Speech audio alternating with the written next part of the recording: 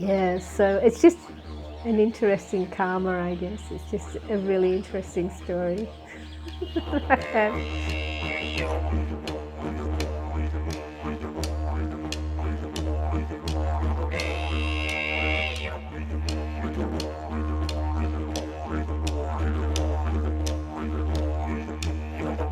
Here, putting my mum's ashes into the Jamuna. She's a very special person in my life, and I've been with her practically since I was born. It's really beautiful because she loved me and cared for me, and it was my mum who actually, she taught me how to love. The interesting thing of my story is that I was born in the 1970s, period that Aboriginal children were taken from their parents and their mothers. You know, historically it's called the stolen generation, but I was actually given.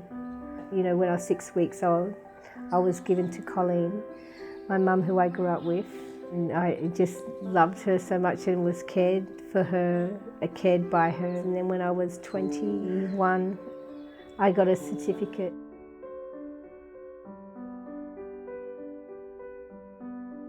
It was actually the date that when my brother had his Holy Communion, and it was the same day as my birthday, so the day that I was born. So I asked Mum, did you go to Mutton's Holy Communion? She said, yes, of course. I went there, and I thought, okay, in my head I'm thinking, okay, how is she going to be at the Holy Communion when she's supposed to be having me in hospital? So I went to the birth registry and I got my birth certificate, and I looked at the bottom of the paper. It said, name has been furnished to Sternbeck, which I grew up with. So then I was like just overwhelmed, and I went down, I went back home to Mum and I gave it to her, and she just cried and cried. Actually after that, our relationship was even stronger, you know, because I knew the truth then, and still love prevailed, you know, between us. So even one time, my Indigenous auntie, she had come to visit. I didn't know who she was, but the funny thing, she came to visit, and I was like, oh, there's someone here, lady come in, she's the same colour as me. And I remember just thinking that was just really special, and I even remember calling her. I remember we were dropping her at the train station, and I was like, can I call you auntie? She's like, yes, you can call me auntie. But lo and behold, she was my auntie.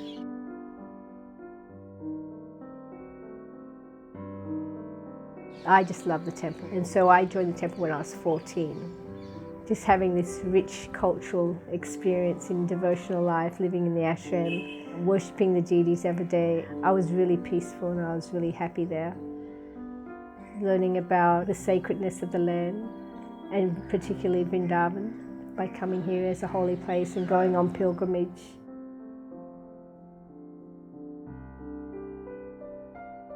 Sacredness of the site is that Krishna performed his pastimes there. Some activity occurred there. That's the speciality of the place. It was really interesting when I started to inquire more about my Indigenous heritage, Aboriginal culture. As a devotee, you learn about Mother Earth being Bhumi, actually being a personality. And also with the Aboriginal culture, there's also that understanding of the land, you know, is a personality.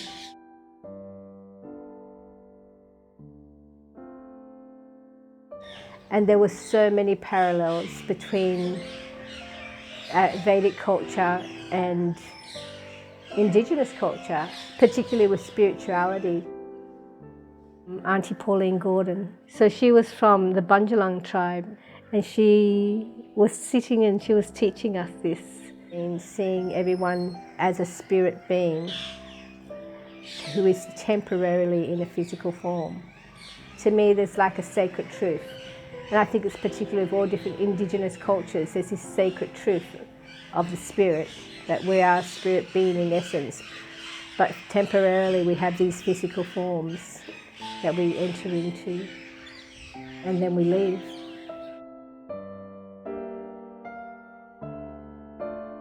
At a kind of lower level of consciousness, you'll see, okay, here is a man, here is a woman, here is a cow, here is a bird, there is a tree. But as you develop a higher level of awareness, you start to understand that beyond that form, there's a spirit.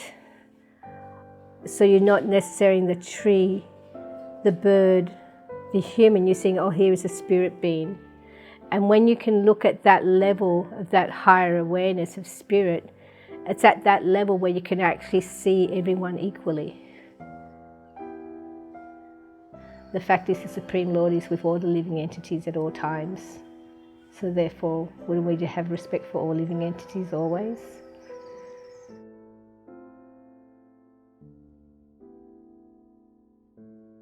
You know, he's all knowledgeable, he's really clever. He knows what he was doing. So he's made everything perfect.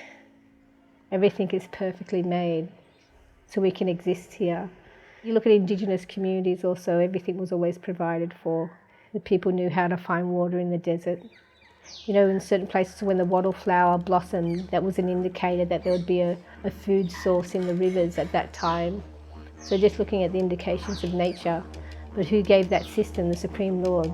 You know, God has made that system. So it's such a complete and perfect system. So I just feel so much that Indigenous people walked with that understanding that it's a perfect creation.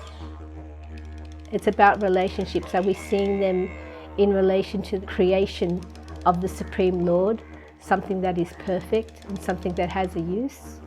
Or are we just seeing something in relation to myself only and whether it's useful or not to me?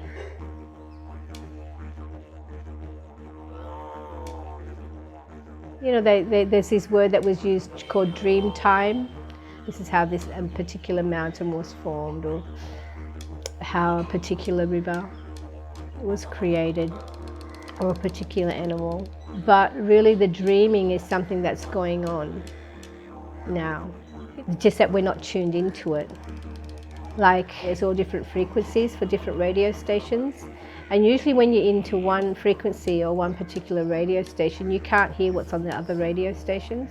So the dreaming kind of is there in a different frequency. And you need to tune out of where you are and tune into another one. And the creation's always happening. There's always something going on. It's like it's alive, it's dynamic.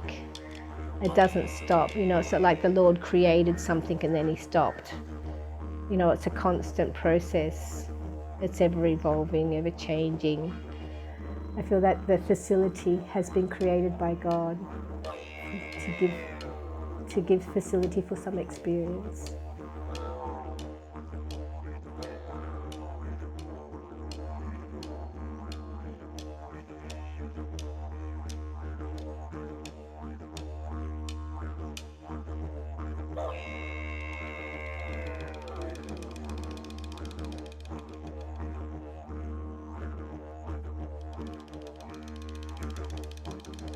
Wow.